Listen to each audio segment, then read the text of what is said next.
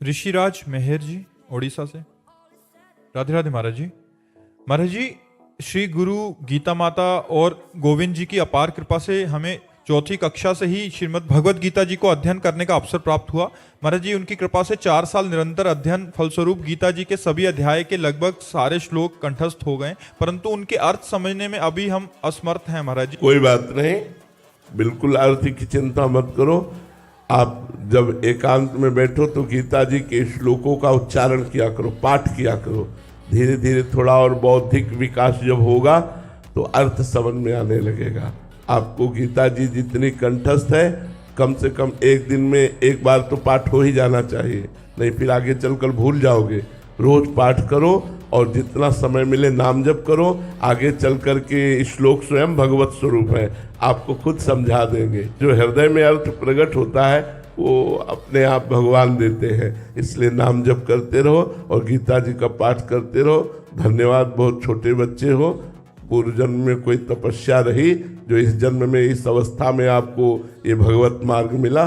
चलते रहो, शाबाश, पीछे मत हटना, गंदे बच्चों का संग मत करना, मोबाइल से गंदी बातें मत देखना और सतमार्ग में चलना, ठीक है। महाराज जी, जो अर्थ हमें समझ आ रहा है उससे भी भिन्न अर्थ होता है क्या? हाँ, एक होता है शब्दार्थ, एक होता है वाच्यार्थ, एक होता है भावार्थ, एक होता है रहस्यार्थ। तो जो भजन करने से प्रकट होता है वो रहस्यार्थ प्रकट होता है। जो भाव में डूबने पर आता है वो भावार्थ होता है। जो संधि विच्छेद करने पर होता है वो शब्दार्थ होता है। और जो वाणी के द्वारा मिलान करके अर्थ किया जाता है वाच्यार्थ होता है।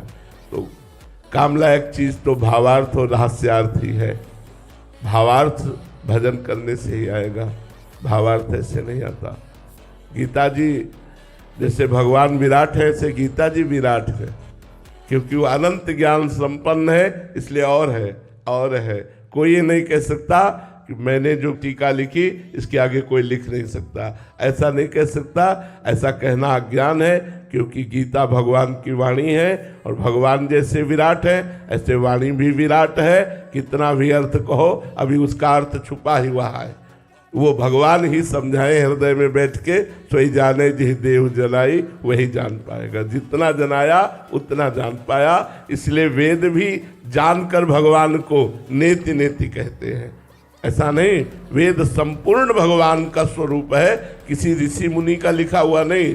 भगवान श्री कृष्ण द्वैपायन व्यास देव जी ने तो वेद का विभाग किया, लेकिन वेद अपौरुषेय भगवान का स्वरूप है, स्वयं प्रकट है।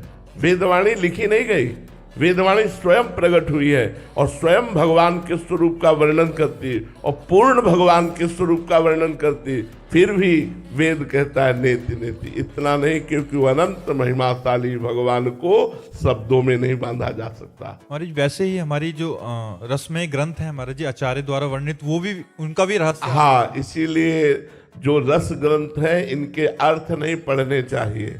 अर्थ पढ़ोगे तो तुम्हें सांसारिक बुद्धि होने के कारण सांसारिकता भास सकती है। इनका जब आप स्थिति आएगी और जब इनका हृदय में भावार्थ प्रकट होगा तब आपको रोना आएगा। अभी तो सांसारिकता नजर आ सकती है। जो प्रियालाल की केली है, विलास है, तो इसीलिए चतुरासी जी, केलीमाल जी, महावाणी जी इनके अर्थ को ना पढ़े, चतुरासी जी का गायन करे, सिद्ध मंत्र है।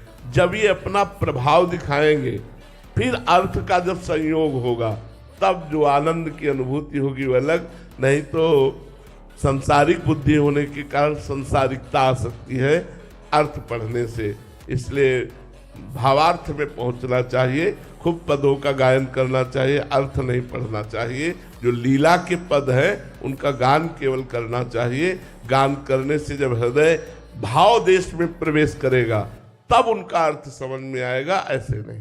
लंबे समय तक उसी का गायन करना। हाँ, उस लंबे समय तक फिर तो निहाल कर देंगे। श्याम श्यामा प्रगट प्रगट अक्षर निकट प्रगट रस स्रवत अति मधुर बानी सो जुबानी रसिक नित्य निस दिन रटत कहत और सुनत रस रीति जानी ताहि तजी और गाउन कबहू कछु प्राण रमि रही हरिवंश बानी।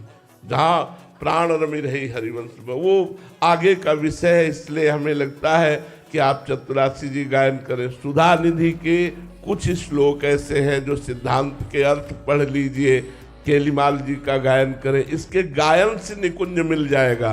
और निकुंज का रसरीति, कहा तो और सुनत रसरीति जानी। अगर आप खूब गान करोगे, खूब सुनोगे, तो श्रवण सुनत प्रापक रति राधा पद अम्बुज सुकुमार। चतुरासी जी को अगर आप श्रवण करोगे तो बहुत जल्दी किशोरी जी के चरणों में प्रेम हो जाएगा, और प्रेम जब हो जाएगा तब इसका सही अर्थ समझ में आएगा। चतुरासी जी का ये प्रेम वाणी, चतुरासी जी को हितवाणी कहते हैं, तो प्रेम वाणी है ये। जब तक प्रेम नहीं आएगा तो शब्दार्थ से चतुरासी जी को नहीं समझ सकते।